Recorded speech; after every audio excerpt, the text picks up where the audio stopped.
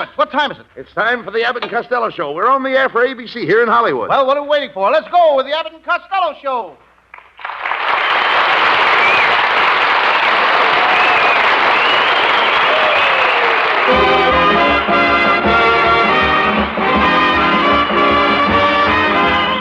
Yes, it's the Abbott and Costello Show, produced and transcribed in Hollywood for your listening and laughing pleasure.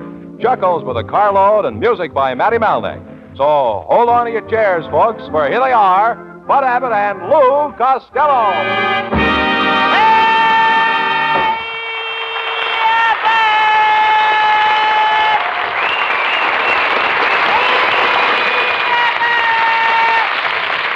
All right. Costello. Costello. All right. Here I am. I know it. I put you there. All right. Why are you so late? Why are you late again? Why am I late again? Yes. Well, I've been helping my Uncle Tom Zizimers in his butcher shop in Baltimore. He's having a sale on lamb chops for $4 a pound. Wait a minute. He sells lamb chops for $4 a pound? What does he pay for them wholesale? About 6 cents apiece. Then what makes the lamb chops so high? It's them little paper panties. The Garment Workers Union don't work for nothing, you know. Right. Neither do our writers. We pay money for that! Well, that talk says. Why are you limping? Well, when I was coming to the studio tonight, a big dog in the parking lot bit me on the leg. Costello, that dog might have rabies. Oh, gee, I hope he does. He'll name one after me.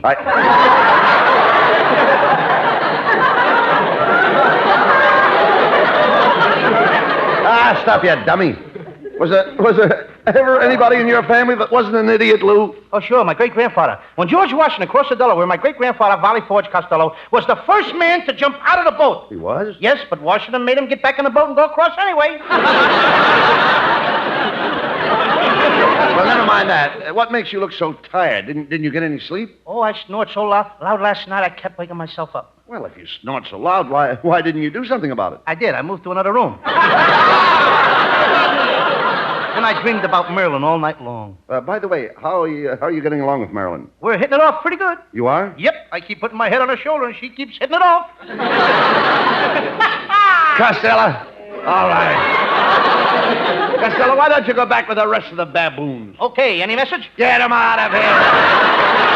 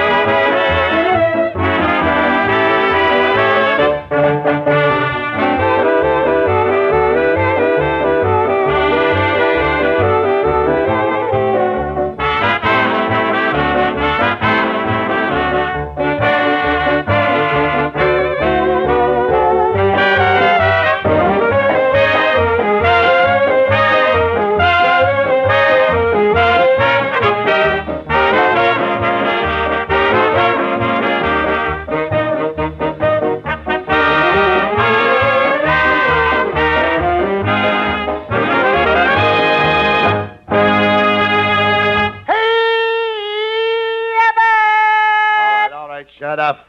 What are you yelling about? Boy, are we having trouble. What do you mean? My Uncle Mike and my Aunt May, they bought a houseboat on Lake Arrowhead, and they moved in Monday, and now Aunt May is missing. What happened? Last night she forgot and went down in the cellar for a jar of preserves.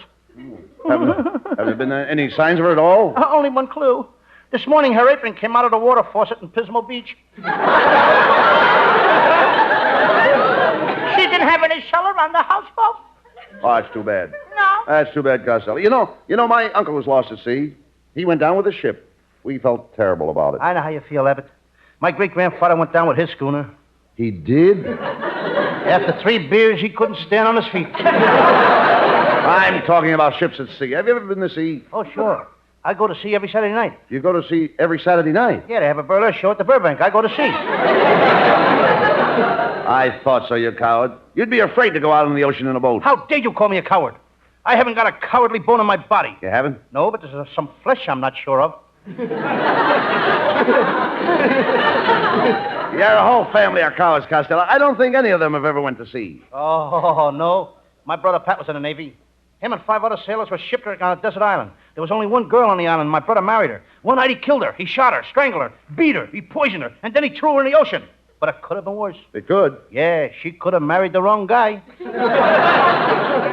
Did any of the rest of your family ever go to sea, Lou? My whole family was sailors. My Uncle Tom used to be on a tanker. Where is he now? On a bender. You talk sense. Now, take me. I love the sea. The sea is in my blood, Lou. Sailboats, steamboats, tugboats. They're all in my blood. What, everybody's got boats in their blood? Boats in their blood? Ain't you ever heard of blood vessels? But...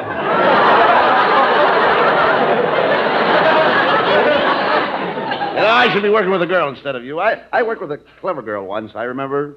She wanted me for her husband. Yes, I remember, too. Her husband wanted you for target practice. Well, anyway, I'm not like you. You've got your eyes on every girl you see.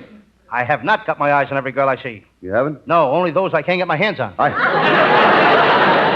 The trouble with you, Lou, is that you're not serious about women. No, and I'll never get serious about women. Never? Never. Well, I may get married and have 8 or 9 children, but that's as far as it'll go. Costello, without a doubt, you have the lowest IQ of any man in California. I know it, Abbott, but I try not to act conceited. Right.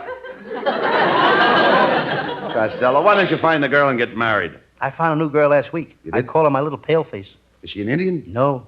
Then why do you call her pale face? She's got a face like a pail.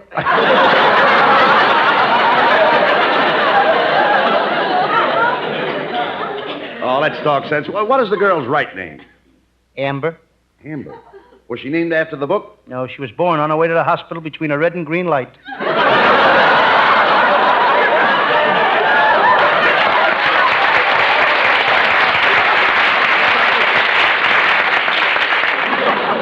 Costello, no wonder you can't get a girl. You're too fat. Why don't you go to a Turkish bath and get some of that weight off? I spent all afternoon in that Turkish bath across from the studio. I put a quarter in a slot and hopped in. That's not a Turkish bath. That's a laundromat.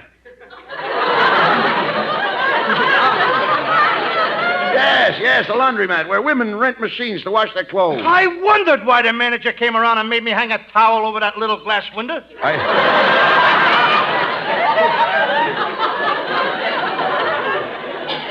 You know, I Costello... heard someone say, what a bundle. Yeah. You know, you should keep in shape, Lou. Wrap that joke up, can't we? Yeah. Why don't you be like me, get in shape? Get exercise. Years ago, I started planning. I planted things in my backyard, and it's kept me young. What did you plant? Your birth certificate?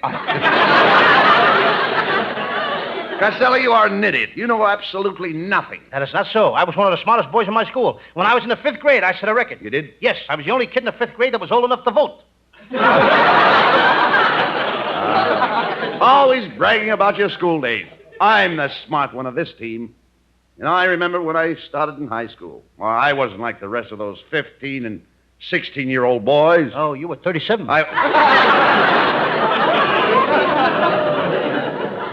Hello, boys. Well, look, Costello. It's our singing star, Marilyn Williams.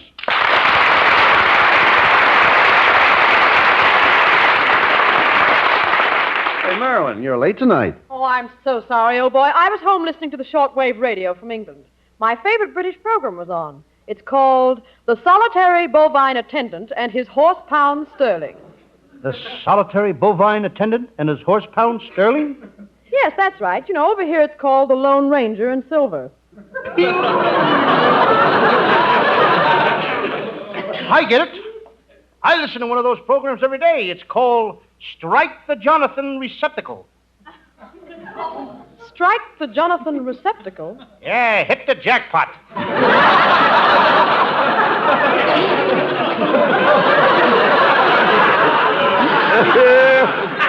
I had a couple of English laughs there. Oh, yes. They was in parentheses. I didn't say them. Oh, rather. My favorite British program on the wireless is called Seize the Condensers. Cease the condensers. Yes, stop the music. Clever and all that rot, eh? Boys, you talk like a couple of typical Britishers. Costello, have you spent much time in England? Well, no, I haven't been in England since my great-grandmother died. I went to London to bury her. You buried your great-grandmother in London? Had to. Dead, you know.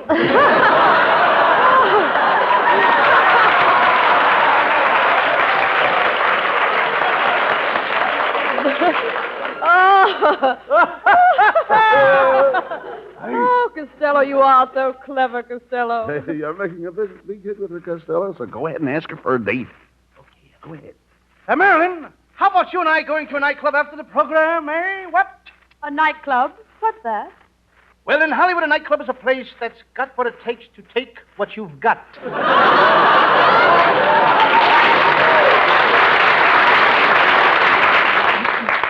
All right. Now, suppose I do go out with you, and when we get home on my front porch, suppose I were to throw my arms around you and hold you real tight, and then start to kiss you like this.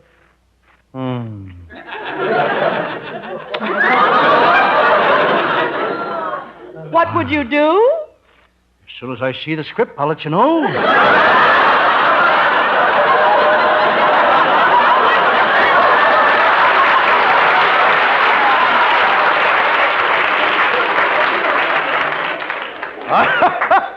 I'd just lay there on a porch until a pulmotor squad came.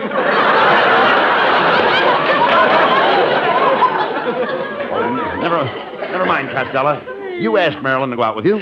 Yes, Costello. Why don't you take me out to some swanky place where we can dine and dance? I would, Marilyn. I would, Marilyn, but I couldn't go to a place like that. I haven't got a decent suit to my name. Oh, no, Costello, I can straighten that out. I'll loan you one of my suits. Just a minute. What, all right? Just a minute. Do you think I'd wear one of your old suits? Do you? You think for 1 minute that Lou Costello would wear second-hand clothing on his back? Do you think I'd stoop so low as to clothe myself in one of your castaway suits?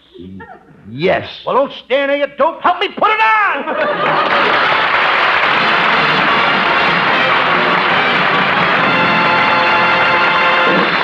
And that's the halfway mark in tonight's laugh race. Time for an intermission.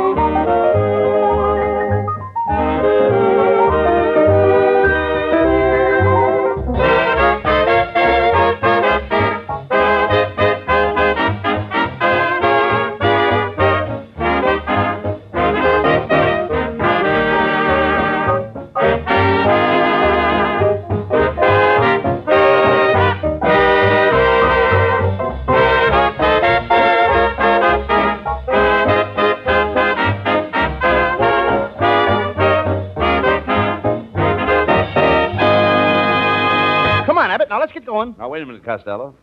Let's turn on the spotlight. Let's turn it on our singing gal from England. Oh, that's great for us, and it's great for everybody listening. Here she is, folks, Marilyn Williams with Matty Malnick's music. I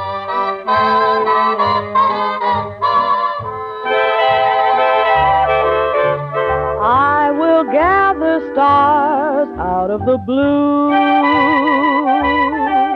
for you.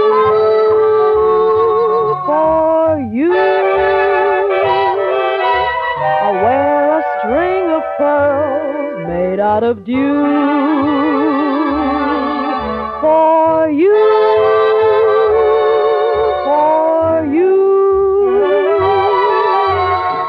Over the highway and over the street, carpets of clover I'll lay at your feet.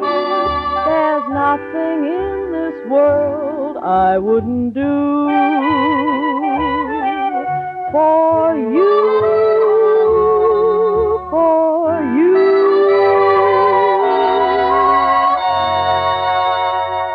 Over the highway and over the street, clover, I'll lay at your feet. There's nothing in this world I wouldn't do for you, dear, just for you.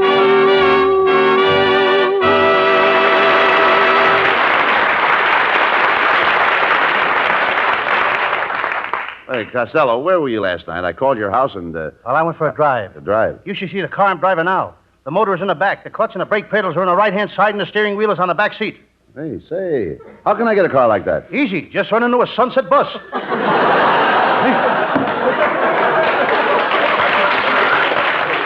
Well, now you'll have to get a new car. I already bought one, Abbott. It's got 2 searchlights, 2 sets of seat covers, bumper guards, 3 heaters, twin radios, and fog lights. Well, never mind that. How's the motor? I didn't take the motor. No dealer is going to stick me with extra accessories. Is it a good car? Oh, you couldn't get a better car for $10,000. What did it cost you? $10,000. Let's get on with the detective story. What case have you picked for Sam Shovel tonight? Well, Abbott, it's one of my most interesting cases. I call it the case of the grocer who fell in the wet concrete while building his new store, or he's stone cold dead in the market. All right, let's get on with it.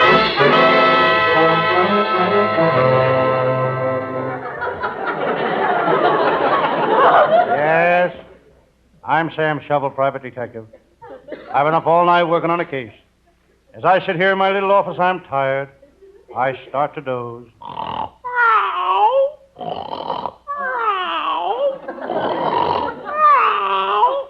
I'm taking a cat nap. It's a miserable night. It's raining a regular California rain. Out here, it rains the hard way. The hard way. Up.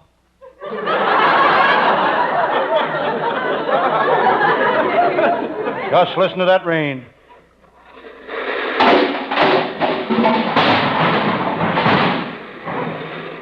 Coming down in buckets. Outside, there's a heavy Los Angeles fog.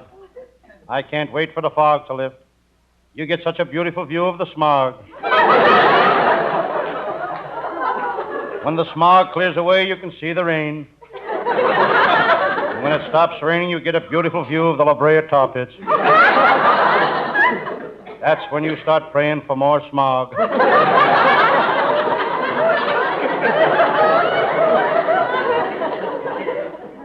I walk to the window.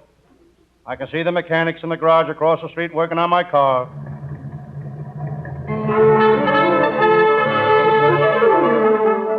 They're tuning up my motor. Well, it's time to get back to work. On my desk is a file on one of my famous cases. Willie the burglar. He was a Cracker Jack thief. He died broke. There ain't much money in stealing Cracker Jacks. And there's another case, the case of murderer A.C. McGurk. I put him in an electric chair myself. I strapped A.C. McGurk in a chair and turned on the current. But it didn't kill him.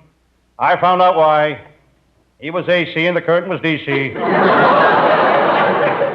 Suddenly I remember, I've got to make a phone call.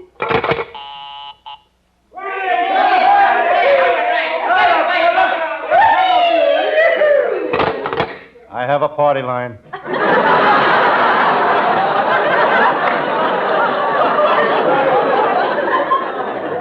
I think I'll switch on my police radio. Calling Patrolman Nichols, Patrolman Owen Nichols. Go to 49635 Elm Street. 15 gangsters are holding up a bank with machine guns.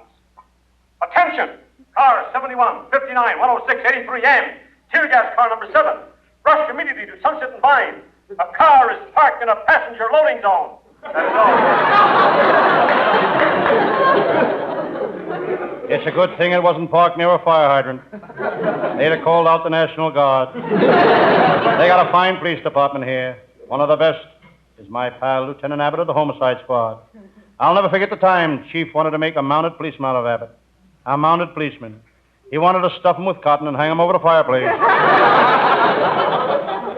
Lieutenant Abbott used to be a hotel house detective. They fired him because he was too noisy. He's got a glass eye, and every time he put up the keyhole, it would rattle. Hello, Sam Shovel. It's my pal, Lieutenant Abbott. Abbott, I haven't seen you for days. Where have you been? On the trail of Verillo gang. That Verillo gang, that tough gang. What a time I had capturing them. I nailed one of them in New Orleans. I nailed another one in Chicago. I nailed another one in Boston. Lieutenant Abbott never carries a gun, just a hammer and nails. Sam Shovel, you've known me for years. You've got to admit one thing. They don't come any tougher than Lieutenant Abbott. I have to admit he was right. Lieutenant Abbott is plenty tough. He's got muscles of steel, an iron fist, and he smokes nickel cigars.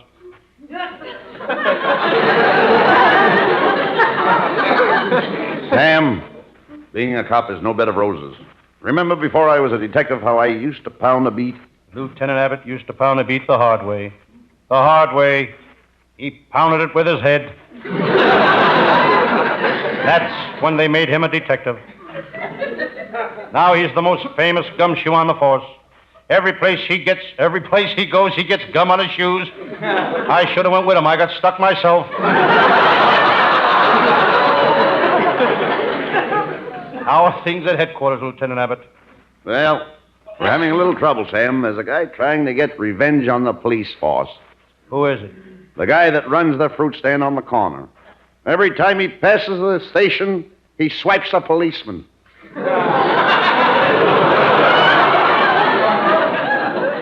Now I got a new case on my hands. I got to find out who's smuggling jokes for Abbott into the script. Sam, there's something I've got to tell you. It's something that is an encumbrance to my equanimity. To my equanimity. What are you trying to tell me, Lieutenant? Well, Sam, I don't know how to say this. You didn't know how to say the last line either. Why, you concerned, gosh dang, bing busted, confounded. Lieutenant Abbott has a foul mouth. But that's understandable. He's got a nose like a chicken, too.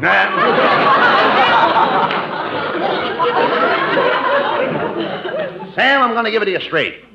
Your brother's a crook. Your brother is the leader of one of the toughest mobs in this town. Okay, Lieutenant. 10, Jack, King, Queen, Ace. What are you talking about? I'm giving it to you straight. That's the biggest straight you can get. This is serious, Sam. Your brother's a crook. You've got to do something. I've tried to do something. I used to say to him, Joe, go straight, Joe. Get out of the racket, Joe. Joe, you're going to get in trouble. But Joe, he wouldn't listen. Why? His name is Pat.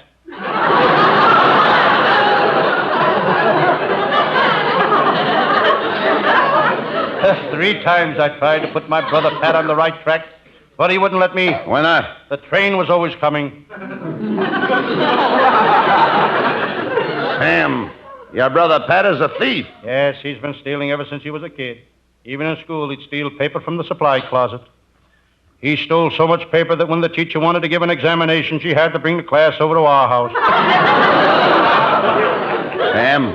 She left 3 kids after school. They've been with us ever since.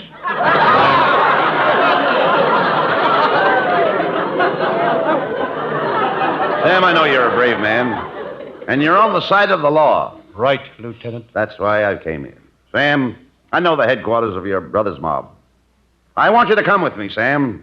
You are going to arrest your own brother. Lieutenant, you mean you want me to arrest my own brother? A little sad music, please. I said sad. That's pitiful.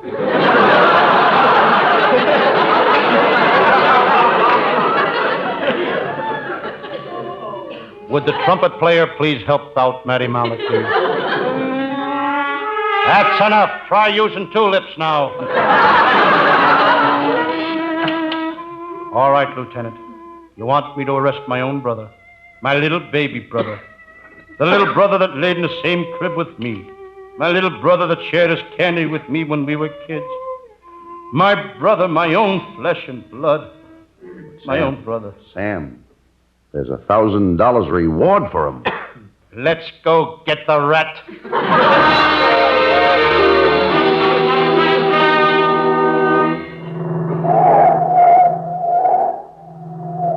We're almost to your brother's mob hideout. Just a minute, Abbott. What? Sound man has another block to go. Sam, why don't you get inside the car? You'd be more comfortable. I'm okay, Lieutenant. I'm riding on the running board. This car has no running board. Now he tells me. Sam Shovel, this is the place. We're going in and arrest your brother. When we get inside, identify your brother. Point him out to me. Come on. Lieutenant, that's him over there behind the desk. The one with the ladder sticking out of his head. Why does he have a ladder sticking out of his head? Well, he's really my stepbrother.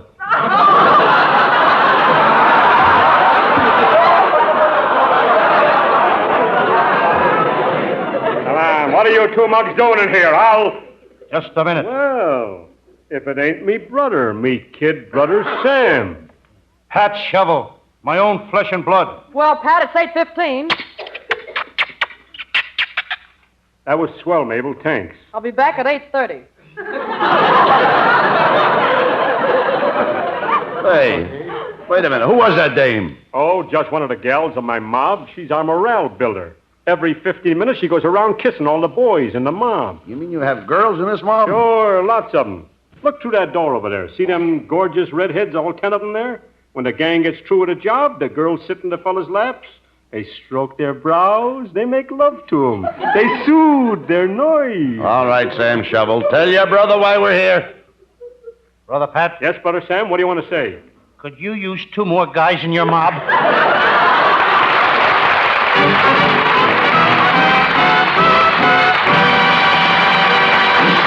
There's a curtain call coming up, folks, but first you'll be interested in hearing this.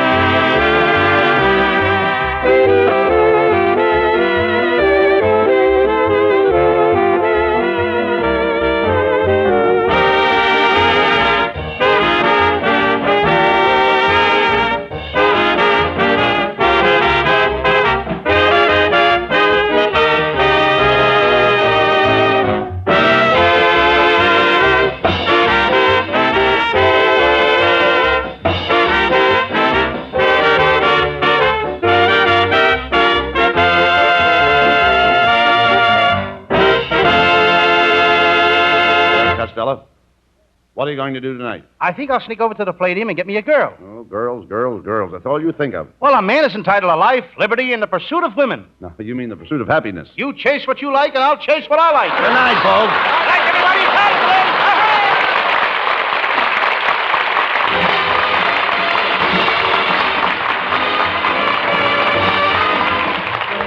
Listen each Thursday night at this time for another great Abbott and Costello show, produced and transcribed in Hollywood by Charles Vanda, and featuring Marilyn Williams and Matty Malnick and his orchestra.